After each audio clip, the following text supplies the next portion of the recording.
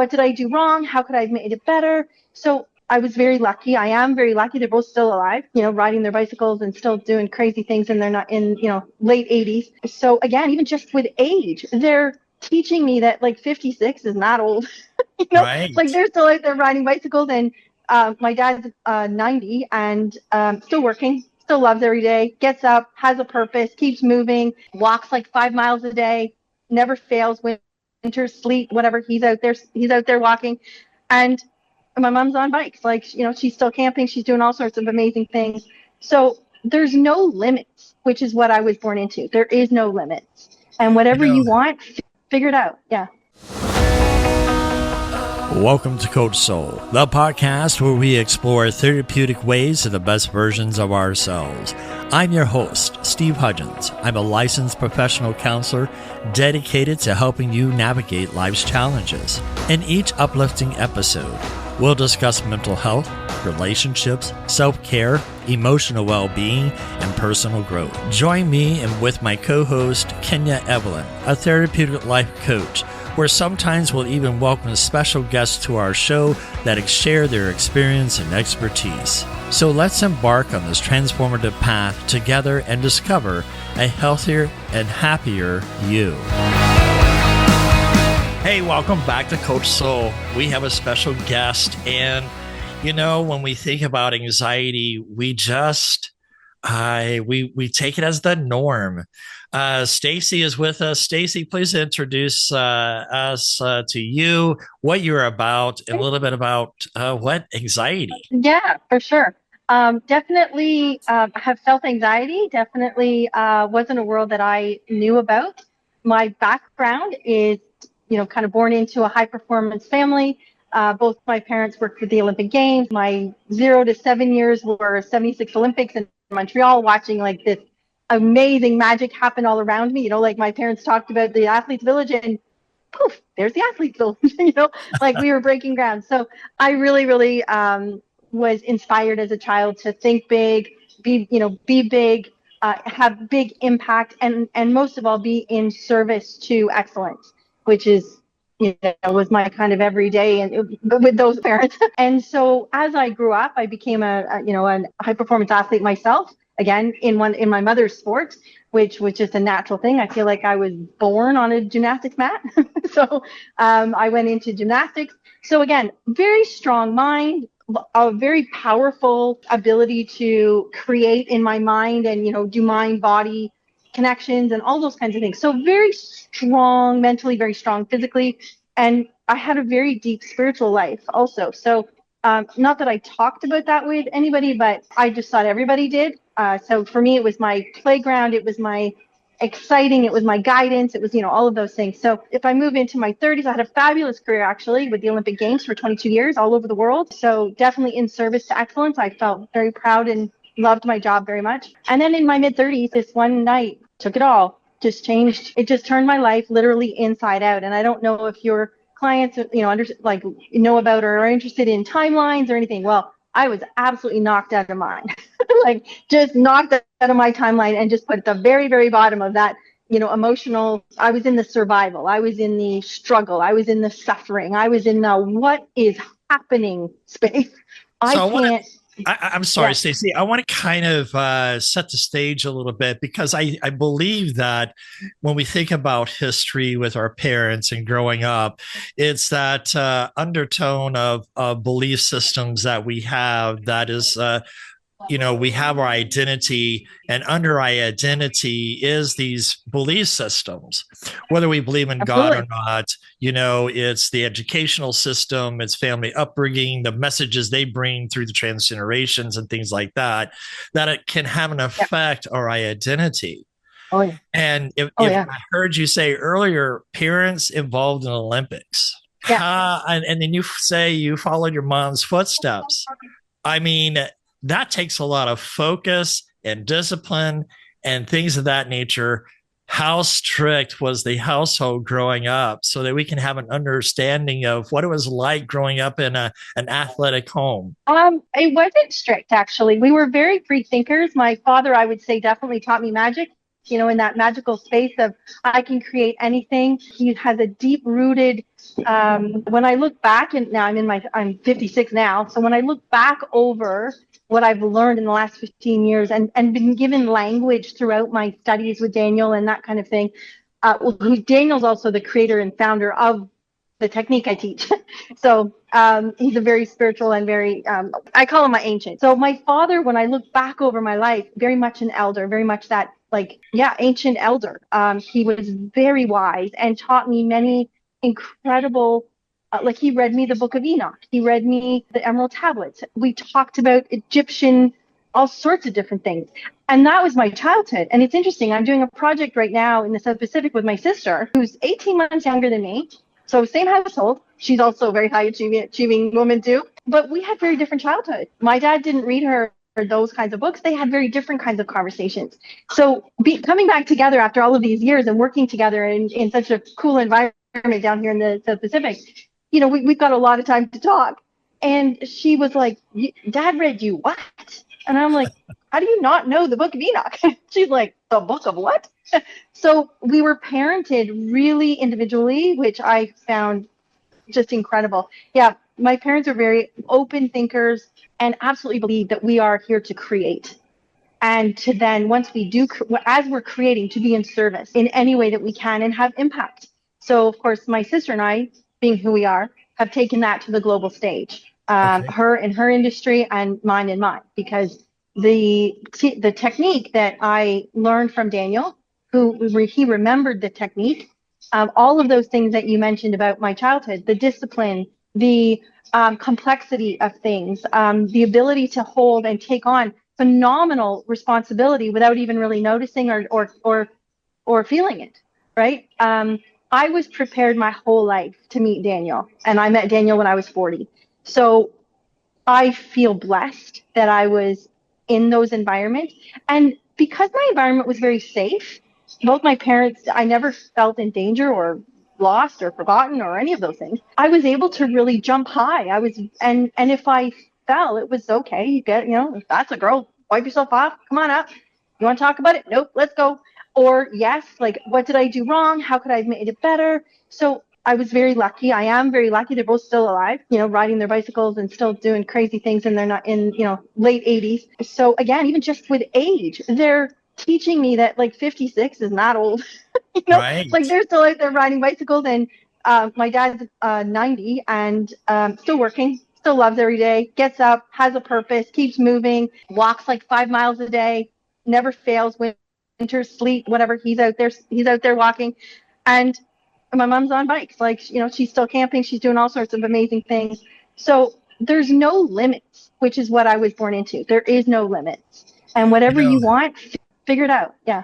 I mean, that's amazing. And to our audience, that's just what we in the mental health field, we call a secure attachment. And that it's helped you to develop into who you are. Your mom did gymnastics in the Olympics. And she didn't do gymnastics. She was actually a judge. She was a judge in the Olympics. She was the head, Got it. Yeah, at the Olympics, yeah.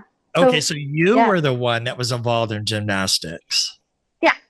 Yeah. Okay. Yeah. So with that being said, when I think about gymnastics, that takes total concentration. So you don't hurt yourself, total focus. And then you started to say, hey, in my 30s, something hit you.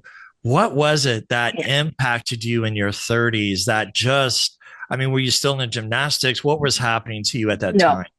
Yeah. No, I retired when I was 12. And a lot of gymnasts can relate to that, because a lot of us do retire when we're 12, 13, before the next Olympics or before the next World Championships, whatever. We make a decision I'm in for the next 2 years or I'm out. So at 12 years old, I had the discussion with everybody and said, I'm out. This is going crazy. So I was headed for 84, but I decided I'm out. It's just, I don't belong here anymore. So it was a very conscious decision. Right. But yes, so if we jump into my 30s, so as you have a little bit more background of who I am, I have no skills for anxiety. I have no skills of depression. I have no skills of being scared. I have zero ability to understand what is happening to me. Okay. And being able to process it at all, because I've never felt any of these things. So this particular night, I was 32, I believe. 33. I had just peed on a stick. We were at our house in another country, so we, far away from home, and I'm now pregnant.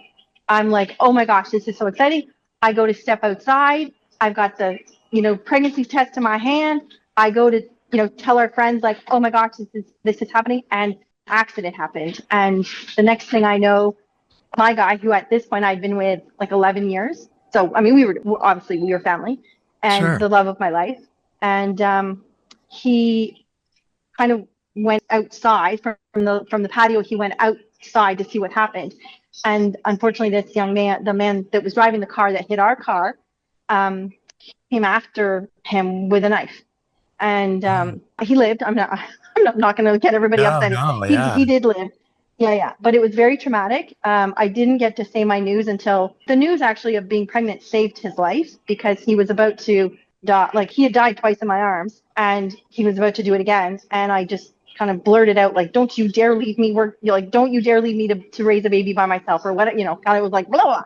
And he was like, what? And he had put his hand in his leg, and he had been stabbed in the femoral artery. He actually put his hand in his leg as he was going down when it happened, and grabbed onto his femoral artery, saved his own life.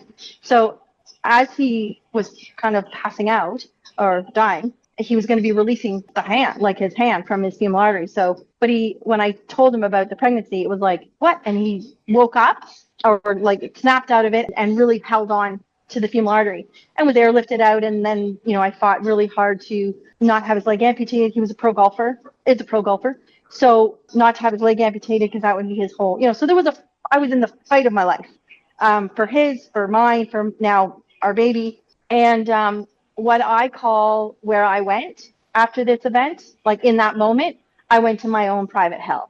I had no coping skills. I had no ability. Obviously, I'd never been a mom. I had never experienced anything like this. Right. I had never been responsible at this level for someone's life, right? Like, I was fighting, the heads of hospitals saying, no, you are not amputating his leg. Like, it was wild. And again, I remember bits and pieces of it. I was very obviously in shock. He remembers nothing of any of it. So as we started to come out of this and heal, and I was getting more and more pregnant, and he was kind of like, who are you? And realizing, it took me 17 years to realize he didn't remember me, and that he was pulling on memories that were like in his mind, but didn't have access to them from any kind of emotional or connection. So our marriage didn't last. It lasted until our son was 5. And I lived in absolute terror every single day. I could barely open the door. I did. Now, please know, I was still the high performer. I was still not going to not do this, right? Like, my day with a baby, with a 2-year-old now, with a 3-year-old, a 4-year-old, a 5-year-old. I was getting up every single day. I owned a gymnastics club. I had to. I had kids coming to my door every single day, moms counting on me, coaches counting on me. I had to function. So I did. But on the inside, I was absolutely shattered and didn't know where to go. And because I hadn't ever experienced talk therapy, or I'd never even thought of going to a doctor, like, it never even crossed my mind. Because again, I didn't have that in my repertoire. If I had a sprained ankle, I'd know exactly what to do. If I had like a sore muscle, I'd know exactly what to do. I could go to an acupuncturist. I could go all sorts of those kinds of places. But when it came to emotions, no, I was so naive. Oh my God. I had a very small emotional tank outside of just, everything's great. Like, I got this. And I can be a little bit scared about something, but so what?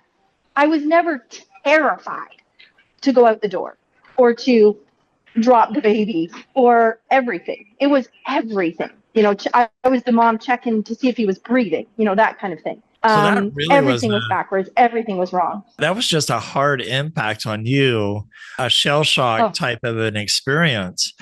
From a military standpoint, what I want to help our listeners also to understand, sometimes veterans are the same way.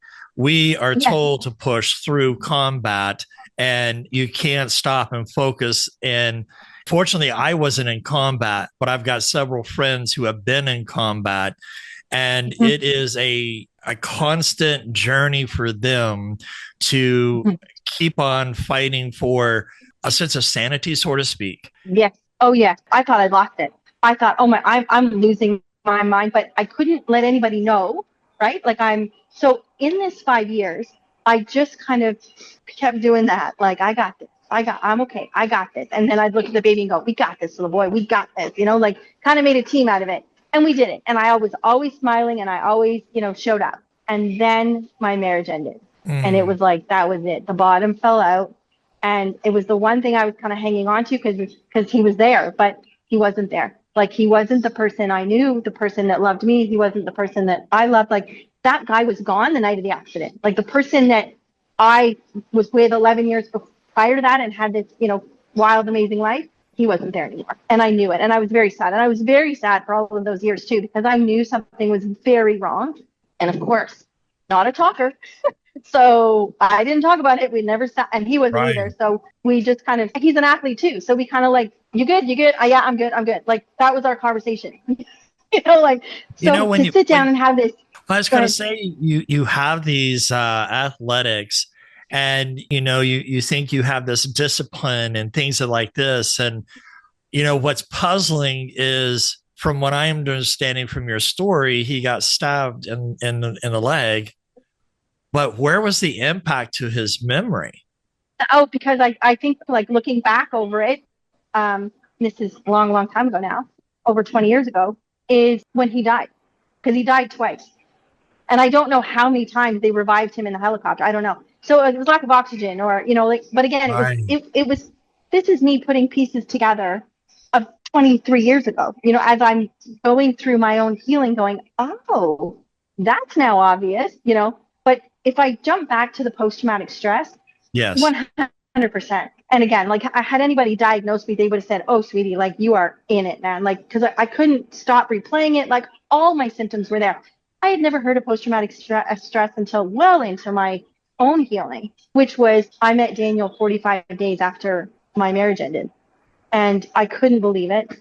There's an entire spiritual story about him and I, and our connection and our commitment to each other in 26,000 years ago. So if any of your listeners love those stories, it's pretty incredible.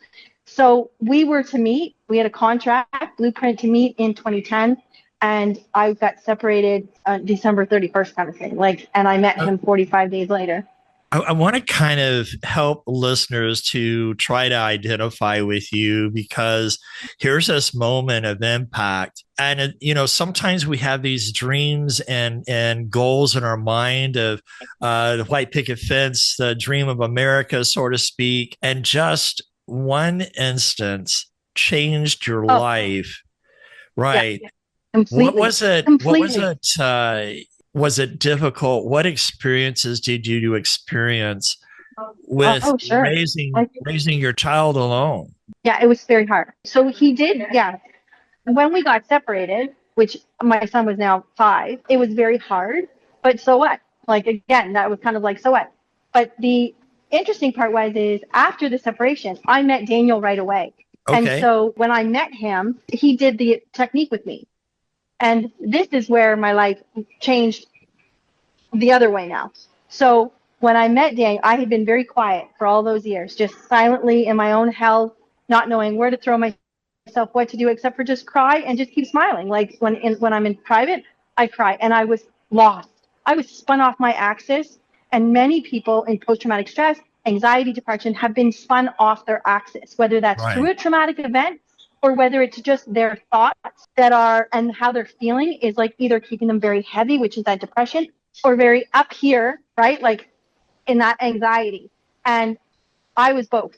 I absolutely was both. And I felt everything from lost, distraught, terrified, frozen, can't think, hurt. Oh my gosh, I was, like, so hurt. I was betrayed. I was, like, the loss of my future. Big deal. There was, like, the loss of my future. There was the loss of my family. There was all of this grief around everything I had created in my mind, in my life. Like, I was 20 years into this now.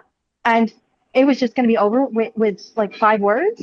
Like, what? Whoa, like, and that there was no fight. There was no, because I didn't have it in me. I didn't know what, like, and I was in shock again. Like, this was that second shock where it was like, oh, this is happening. And that was the one that took me out totally, which was the ground fell out from underneath me. And yet I met Daniel 45 days later and he changed my life. Well, when you He, think about yeah, this anxiety, it's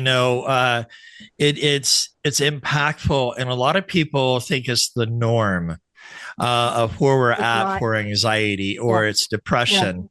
And when you think about the impact on your body, here you are, doing gymnastics and athlete and things of that nature.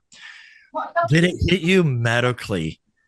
Oftentimes when we have depression and anxiety, sometimes we have blood pressure issues, cortisol levels, you name it. The Oh, Body yeah. Keeps Score is a book that defines if we hold on to these emotions, it impacts us medically.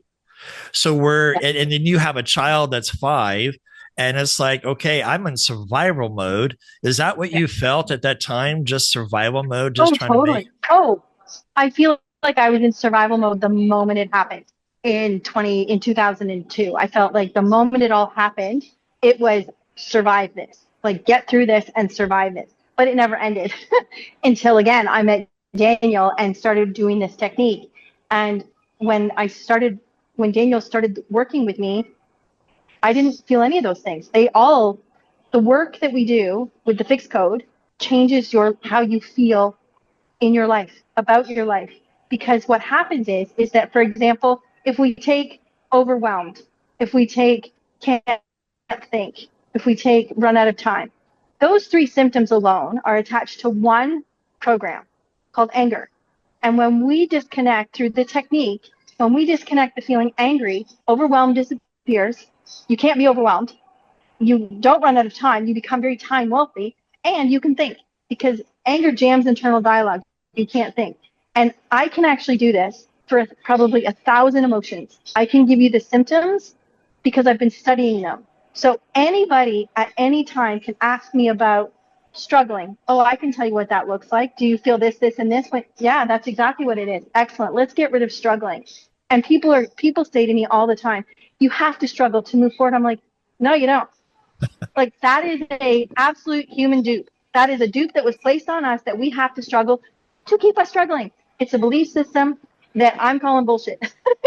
I call bullshit because I know the moment that Daniel did the work with me about struggling, like I feel like I'm struggling about everything, I no longer struggled. And it again, this technique takes a couple of minutes. And Yeah. that's in part too, because we do want to bring out Yeah. this next story as far as a recovery for you and what it Yeah. was, meeting Daniel, who Daniel is, kind of give a Yeah. backstory in part two. Stacey, when we get so impacted, we get to a Mm-hmm. state that we don't want to do anything. Mm-hmm. And yet you're in survival mode. You got to take care of this 5-year-old because he Yeah. depends on you. Yeah. Just real quick, because we got about a minute or so left. How did this impact your son before we go into part two? I would say he knew I was sad. And I think one of the hardest things on the planet to do is raise a child with a broken heart. Right. So he definitely felt my sadness, even though I was laughing and but he felt that. Now that only lasts in me 1 second because it's residue. It doesn't last. Mm. If I still felt that way, I'd be like tanking right now, and I'm not because it's gone. But when I think back, it's like, yeah, no, he knew my broken heart. He could feel his happy mommy, like something, she's sad, like in little language, he'd be like, he's sad. But again, my son met the fixed code when he was 5. So anything that I did or his environment did to put him down or, make him anxious or whatever it was, we had the fixed code in our home Mm. to alleviate it. So we called it magic in our home. Again, he was 5 and I owned a gymnastics club at the time. So every kid wanted magic at the gym. Every mom was like, what is this magic stuff? I want it. And Daniel would work with all the moms. I'd work with the kids just in the gym because it's very non-intrusive. It's very relaxing. And the kids love it. And they all grew up doing this technique and knowing that they had this technique in their lives. So I may have screwed up my kid from 0 to 5, but after that, I did good. We all say that, and I always try to tell parents too that our kids have choices. So it's both sides of the coin that we got to look at. So Stacey, I really thank you for setting the stage. That is a very impactful story of where you've been. To my listeners and those who watch on YouTube, stay tuned because we're going to dive into part 2 of what is this fixed code that she keeps talking about? Who is Daniel? No, it's not a biblical character in the Bible. Okay. This is a true guy that she has met that has helped. And so until next time, take care and God bless. Thank you for tuning in to today's episode on Coach Soul. As we wrap up, we want to remind our listeners of a few key points. This podcast is for informational purposes only and does not substitute professional medical advice, diagnosis, or treatment. The content shared here is based on professional opinion but may not apply to everyone's situation. Always consult with a qualified healthcare provider before making changes to your mental health care. If you're in a crisis, please seek immediate professional help or contact a crisis hotline. Listening to this podcast does not create a therapist-client relationship. For personal advice, please consult with your licensed mental health professional in your area. Remember, your mental health journey is unique. While we hope this information is helpful, it is crucial to work directly with the qualified personnel for your specific needs. Thank you again for tuning into Coach Soul, and we'll see you next time.